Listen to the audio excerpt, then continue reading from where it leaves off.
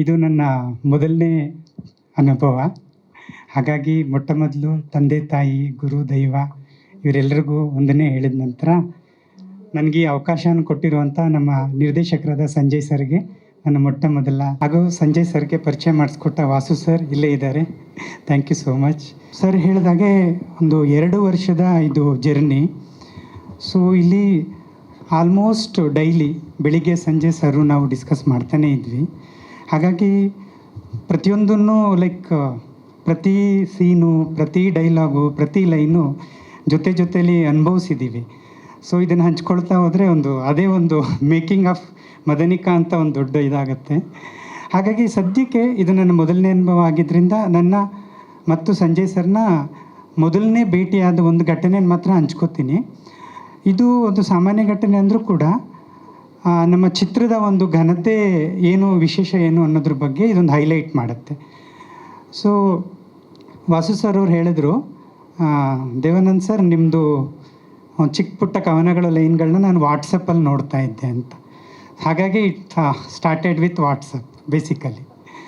ಆಮೇಲೆ ಹೇಳಿದ್ರು, ನಿಮ್ಮ ನಂಬರ್ನ ನಾನೊಬ್ಬರು ದೊಡ್ಡ ಡೈರೆಕ್ಟ್ರ್ ಹತ್ರ ಶೇರ್ ಮಾಡಿದ್ದೀನಿ, ಒಂದು ದೊಡ್ಡ ಪ್ರಾಜೆಕ್ಟು, ನಿಮಗೆ ಕಾಲ್ ಮಾಡ್ತಾರೆ, ನೀವು ಹೆದರ್ಕೊಂಡು ಹೇಳಬೇಡಿ, ಕಾನ್ಫಿಡೆಂಟಾಗಿ ಹೇಳಿ, ಇಲ್ಲಿದ್ರೆ ಅವರು ನಿಮ್ಮ ರೆಫರ್ ಮಾಡಿದ್ದಕ್ಕೆ ನನ್ನ ತರಟೆಗೆ ತಗೋತಾರೆ ಅಂದರು. ಆಮೇಲೆ ಹಾಗೆ ವೆಯ್ಟ್ ಮಾಡಿದೆ, ಸರ್ದು ಫೋನ್ ಬಂತು. ನಂತರ ಗೊತ್ತಾಯಿತು ನಾವು ಮತ್ತು ಸರು ನಮ್ಮ ಭಾವ ಅವ್ರ ಮೂವಿನಲ್ಲಿ ಒಂದು 3 ವರ್ಷ ಮುಂಚೆ ವರ್ಕ್ ಮಾಡಿದ್ವಿ. ಸೊ ಇಮ್ಮಿಡಿಯೇಟ್ ಟ್ರ್ಯಾಪು ಸ್ಟಾರ್ಟ್ ಆಯಿತು. ಸೊ ಸರ್ ನನಗೆ ಫಸ್ಟ್ ಕೊಟ್ಟಿದ್ದ ಕೆಲಸ, ಡಾಕ್ಟ್ರೇ ಒಂದು ಈ ಥರ ಕತೆ ಮಾಡ್ಕೊಂಡಿದ್ದೀವಿ, ಒಂದು 300-400 ವರ್ಷ ಹಿಂದಕ್ಕೆ ಹೋಗುತ್ತೆ, ಅಲ್ಲಿ ಆ ಕಾಲಕ್ಕೆ ತಕ್ಕಾದ ಒಂದು ಭಾಷೆ ಥರ ನಿಮ್ಮದೊಂದು ಬೇಕು ಅಂತ. ನಾನು ಹೇಳಿದೆ, ಸರ್ ಕಷ್ಟ ಆಗುತ್ತಲ್ಲ ಸರ್, ಆ ಥರದ್ದು ನಮಗೂ ಐಡಿಯಾ ಇರಲ್ಲ ಅಂತ. ಇಲ್ಲ ವಾಸು ಅವ್ರು ಹೇಳಿದ್ದಾರೆ, ನಿಮ್ಮ ಬರವಣಿಗೆಯಲ್ಲಿ ಈ ರೀತಿ ಸ್ವಲ್ಪ ಹಳೆತನದ ಟಚ್ ಇದೆ, ಹಿರಿಗನ್ನಡದ ಟಚ್ ಇದೆ ಅಂತ. ಸರಿ ಸರ್ ಟ್ರೈ ಮಾಡೋಣ ಅಂತ ಹೇಳಿದ್ರು. ಒಂಚೂರು ಕತೆ ಗೀತೆ ಎಲ್ಲ ಕೊಟ್ಟರು. ಅದಕ್ಕೊಂದು ಕ್ಲೈಮ್ಯಾಕ್ಸ್ ಸಾಂಗ್ ಬರೀಬೇಕಿತ್ತು. ಆದಷ್ಟು ಒಂದು ಮಾಮೂಲಿಯಾಗೆ ಮಾಡಿ ಬರೆದು ಕೊಟ್ಟೆ. ಇಮ್ಮಿಡಿಯೇಟ್ ಕ್ಲಿಕ್ ಆಯಿತು ಸರ್ಗೆ. ಸೊ ಇಮ್ಮಿಡಿಯೇಟಾಗಿ ಸೂಪರ್ ಇದೆ ಸರ್, ತುಂಬ ಚೆನ್ನಾಗಿದೆ, ಆದರೆ ಇನ್ನೂ ಸ್ವಲ್ಪ ನಮ್ಮ ಕನ್ನಡತನ ಬೇಕು ಅಂತ ಹೇಳಿದ್ರು. ನಾನು ಹೇಳಿದೆ, ಸರ್ ನೀವು ತೂಕ ಬೇಕು ಅಂತೀರಾ, and sorry as A typical ಕನ್ನಡಿಗರು ನಮಗೆ ತೂಕ ಅಂದರೆ ಸಂಸ್ಕೃತ. ಈಗ ಅಲ್ಲೊಂದು ಕತ್ತೆ ಹೋಗ್ತಿದೆ ಅಂದರೆ ನಮಗೇನು ಅನಿಸಲ್ಲ, ಗಾರ್ಧಬ ಅಂದರೆ ಏನೋ ಒಂದು ತೂಕ ಇದೆಯಪ್ಪ ಅಂತ. ಸೊ ಆ ಸಂಸ್ಕೃತ ಪದಗಳನ್ನ ಸ್ವಲ್ಪ ಬಳಸಿದ್ದೆ ಹೆಚ್ಚಾಗಿ. ಸೊ ಸರ್ ತೂಕ ಬೇಕು ಅಂತ ಹೇಳ್ತೀರಾ, ಹಾಗಿದ್ರೆ ಸಂಸ್ಕೃತ ಬರಲೇಬೇಕು, ಸಂಸ್ಕೃತ ಇಲ್ಲದೆ ತೂಕ ಸಿಗಲ್ಲ ಅಂತ ಹೇಳಿದೆ. ಆಗ ಸರ್ ಹೇಳಿದ್ದು ಒಂದು ಮಾತು ನಂಗೆ ತುಂಬ ಟಚ್ ಆಯಿತು. ಏನು ಡಾಕ್ಟ್ರೆ, ನೀವು ಕನ್ನಡ ಅಂದರೆ ಸುಲಿದ ಬಾಳೆಯ ಹಣ್ಣಿನಂದದಿ ಅಂತ ಮಹಾಲಿಂಗ ಕವಿ ಹೇಳಿದ್ದಾರೆ. ನಮ್ಮ ಅಣ್ಣವರು ಜೇನಿನ ಹೊಳೆಯೋ ಹಾಲಿನ ಮಳೆಯೋ ಅಂತಾರೆ, ನೀವು ತೂಕ ಬರೀ ಸಂಸ್ಕೃತದಲ್ಲಿ ಅಂತಿರಲ್ಲ, ಸರಿನಾ ಇದು ಅಂದರು. ರಿಯಲಿ ಟಚ್ ಆಯಿತು. Then I said, sir give me 2 days ಅಂತೇಳಿ. ನನ್ನ ಹತ್ರ ಕೆಲವು ಹಳೆಗನ್ನಡದ ಪುಸ್ತಕಗಳಿದ್ವು. ಸೊ ಆ ಪುಸ್ತಕಗಳ ಒಂದು ಚೂರು ರೆಫರ್ ಮಾಡಿ ಸೇಮ್ ಸಾಹಿತ್ಯಕ್ಕೆ ಸರಿಸಮವಾದ ಪದಗಳು ಕನ್ನಡದಲ್ಲಿದೆಯಾ ಅಂತ ಹುಡುಕ್ತಾ ಹೋದೆ. ಇಂಟರ್ನೆಟ್ಟು, ಗೂಗಲ್ ಇದ್ದಿದ್ದು ಇನ್ನೂ ಹೆಲ್ಪ್ ಆಯಿತು. ಯು ವೋಂಟ್ ಬಿಲೀವ್, ಇನ್ನೂ ಚೆನ್ನಾಗಿ ಸಂಸ್ಕೃತ ಕೂಡ, ಅಂದರೆ ಇಲ್ಲಿ ಯಾವುದೇ ಭಾಷೆ ತಾರತಮ್ಯ ಅಂತಲ್ಲ, ಅದರ ಸ್ಥಾನ ಅದಕ್ಕಿರುತ್ತೆ. ಬಟ್ ಸಂಸ್ಕೃತ ಬಳಕೆ ಇಲ್ಲದೇ ಯಾವ ಇಂಟೆನ್ಸ್ ಫೀಲಿಂಗು ಅವ್ರು ಹೇಳಿದ್ದು, ಅದು ಕ್ಲೈಮ್ಯಾಕ್ಸ್ ಏನು ಒಂದು ಸಿಕ್ಕಾಪಟ್ಟೆ ಇಂಟೆನ್ಸು, ಮುಂದೆ ನೀವೇ ನೋಡ್ತೀರಾ. ಅಂಥ ಇಂಟೆನ್ಸ್ ಫೀಲಿಂಗ್ಸು ಸರಳವಾಗಿ ಹೇಳ್ಬೋದು. ಅದೇನೆಂದರೆ ನಾವು ಬಳಸ್ದೆ ಅದು ರೂಮಲ್ಲಿ ಸೈಡಲ್ಲಿ ಇಟ್ಬಿಟ್ಟು ಧೂಳು ಬಿದ್ದಂಗೆ ಆಗಿಬಿಟ್ಟಿವೆ ಅಷ್ಟೇ. That really hit me.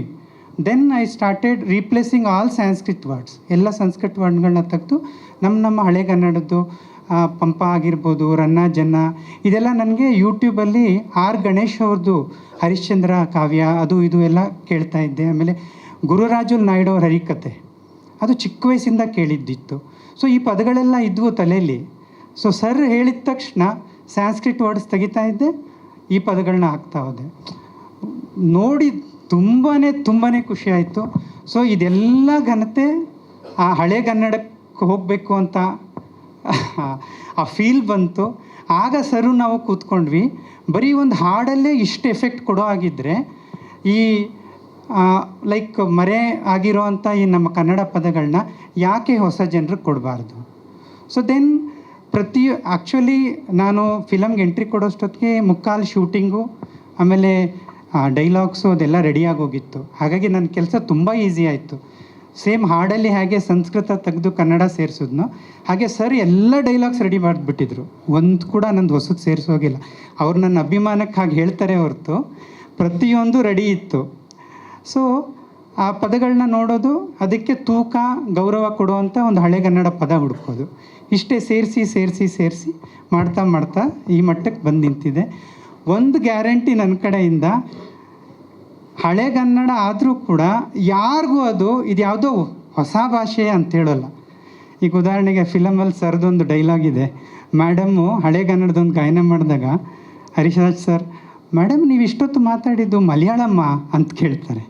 So ಆ ರೀತಿ ಯಾವುದೇ ಆಭಾಸ ಆಗಲ್ಲ, ತುಂಬ ಮಧುರವಾಗಿ ಕೇಳುತ್ತೆ. ಆಮೇಲೆ ಆ ಅರ್ಥಗಳು ಲಿಂಕ್ ಆಗುತ್ತೆ.